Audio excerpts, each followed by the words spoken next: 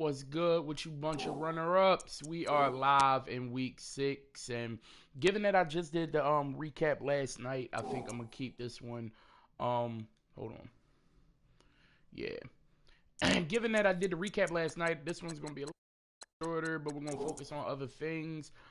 Starting off with the weekly awards.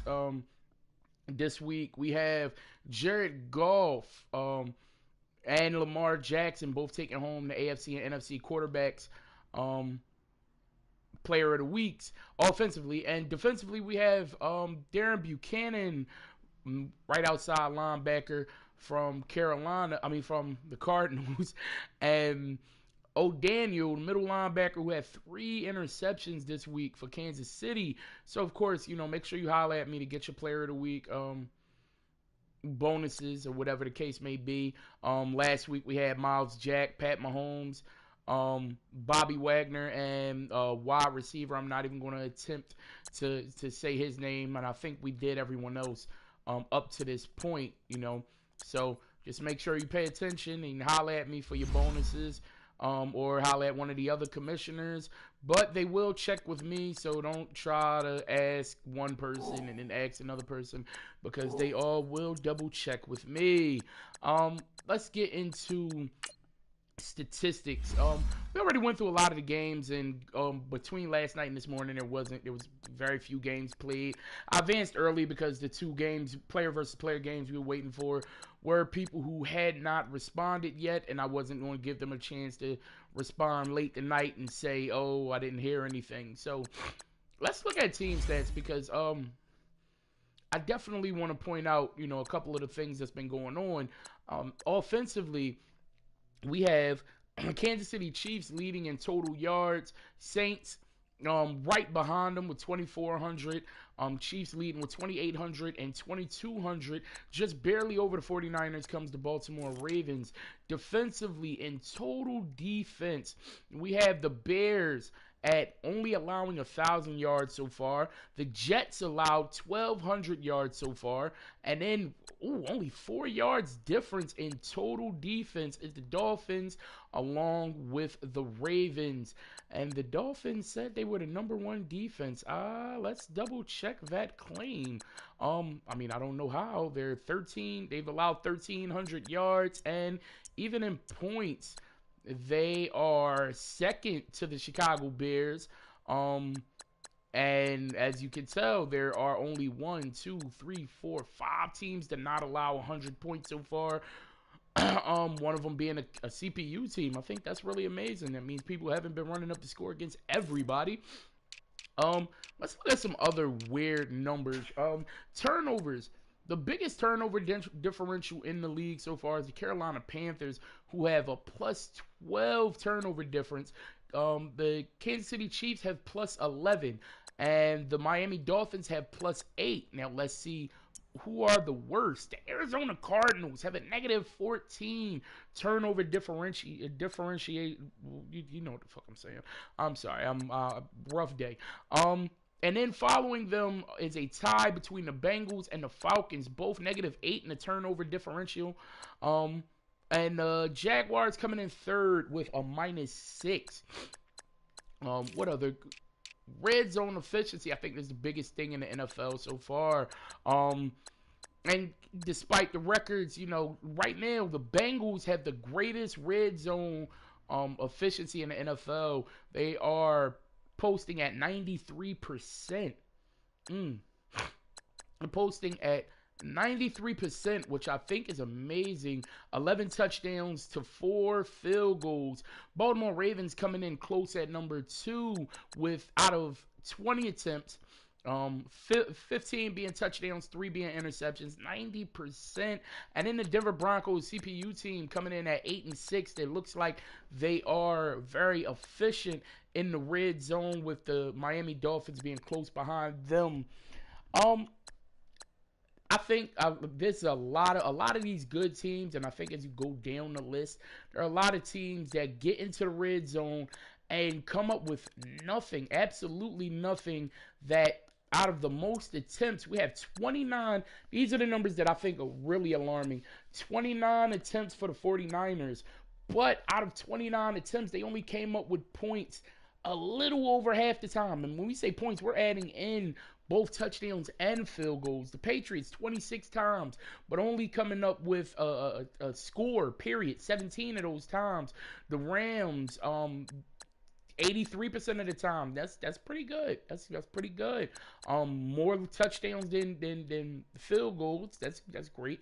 Um, and you look at these top teams. You know, some of these top teams, the Cowboys, 13 completions only out of 22 attempts. That's an alarming number. Let's see who is the worst offensive. Right now, the Vikings, out of 17 times, only managed to come up with a touchdown or a score, period, 7 times. The Chargers are 50% in the red zone. That's not good at all. And the Buccaneers are 54%, 6 of 11. And the Titans coming in a close fourth there. Any other numbers we want to talk about? Let's get into. No, we don't have yearly awards up yet. But you know what? Let's get into stories. Let's get into something that I have not gotten into a lot, that I want to get into. As we are approaching that time, draft stories. The first one, a coach's son, middle linebacker, Donovan Narcisse. That's our first highlight of the week. They gave it to us in week 2. Make sure you pay attention to the draft this year. Hopefully, if you guys catch this video and pay attention, I'm not going to open my draft board because I don't need anybody paying attention to who I'm looking at. But I will say, do not get caught up on the names. Let me iterate that the draft. This is not a draft class. The names are there. Yes, the Bosa's and the Greedy Williams and all of these guys are there. Don't get me wrong, but understand that this is not one of the draft classes that I know some of you would upload and look at the players ahead of time and see if the numbers match up. No, this class is drastically different. I made sure to, ask around in a couple other leagues and get a draft class that most people would not be able to track down themselves. This isn't one of the famous Madden players downloaded, rosters. No, by no means. And it's going to be very hard to track down this draft roster and then do the draft yourself and hope you got the numbers right. Nope, these numbers are drastically different, a lot more realistic than some of your more famous numbers. Just make sure you pay attention to the draft class and make sure you do your due diligence. There are going to be players that you think should have superstar traits that don't. There are some players that you think don't that do. I mean, this draft is definitely all over the place. I wasn't going to give anybody the opportunity to know where to hit in the draft completely. I thought that was corny, and I'm gonna make sure that that wasn't the case. So, do your due diligence. Also, we are coming close to the trade deadline. They're 2 weeks away. As of right now, I believe the Rams and I believe the Panthers. Let's double check the transactions. Let you know what teams are not allowed to make any trades. So far, the Buccaneers did a lot of moves. What? Why was he moved to a running back? Okay.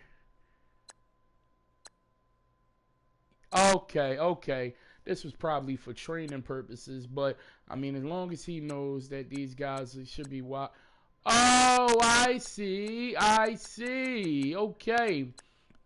So, let's address this as well. Yeah. Okay, so let's address this as well too. When it comes to developing players, there will be a lot of players who are going to do this. Which it looks like he moved DJ Moore and Curtis Samuels to running back so that they could get training points as running backs because his focus must be on running back and offensive line or running back and quarterback. Listen, this is my first warning. Don't do this. I mean, don't do this. Don't take the cheap way out. I'm not going to be. I'm going to be monitoring things like this a lot more. But listen, you pick and choose what you work on. There's a reason. Don't force me to have to like put a cap on the player movements or whatever. There's a reason that there was a rule set in place. It's actually a breaking of the rules. With somebody. Let's see. Yeah, this is actually breaking a rule by moving the wide receiver to a running back. Let me double check. I'll double check because I like to be sure in my own rules. Bada bing, bada bing. Yeah, so, position changes are unit based. DBs are interchangeable, which means moving Rashard Robinson to safety, that's completely legal. Moving him to cornerback, that's completely legal. However, moving your wide receivers to a running back for any purposes, even if you don't play with them there, that's against the rules. Please don't make me have to enforce this rule. This is a one-time thing, and I do not expect to see it again. Wow. Yeah, see, this is doing way too much. I will thoroughly address him because now wow, what in the hell? Yeah, this is for training purposes. Okay. Alright, I get it. He's doing all this to get training points, which is kind of cheesy, people. Come on. Develop your players the right way, not the weird way. Alright, that's cool. We'll address that. But as far as the trades, let's go down the trade numbers right now. And let's go to the teams that I know are pretty high right now. Panthers currently have 1, 2. We'll chalk that up. It's 2 different trades. Yeah, okay. So Panthers currently have 2 trades. That means they only have 1 trade left this year. The Rams have 1, 2, 3. Rams currently have 3 trades this year. 1, yeah, that's 1. That's 2. Even though that was a big one, a lot of moving pieces. I'm not going to count it as more than 1, but don't test my limits. Please don't test my limits. And 3 right here. Ravens currently have 1. We only did 1 trade. Redskins, Saints, no Seahawks. Steelers have 1 trade done. Titans 1, 2. Titans have 2 trades on the board. Vikings have none. Let's go back to the beginning. The Bears have 2 trades done. Buccaneers have 1. Cardinals have 1. Chiefs have 1. Dolphins have 1. Falcons have 1. Niners have 1. Giants have 1. Where was trade? Wait, to the Panthers. Why didn't that trade show up? Panthers. So what trade? Oh, so the Panthers can't make any more trades, it looks like. I guess it must have been bumped out, but the Panthers did trade to the Jaguars in week 1. Good thing that didn't get bumped out. All right, so the Panthers can no longer make any deals.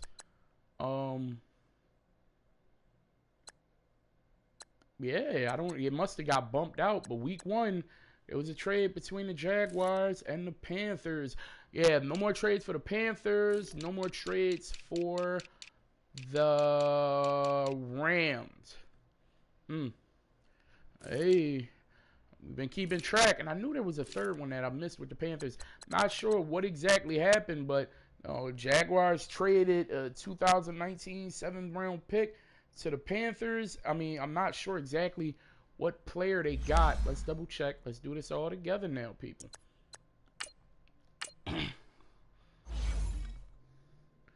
Let's do this all together. Panthers. Usually we go by players with no cap penalty. That way you know they were traded to the team. Jeremiah Atachu.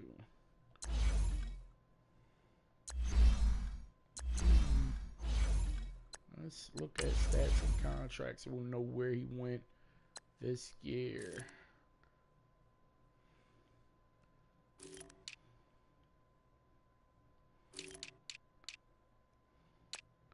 Oh, it's not going to break it down? What?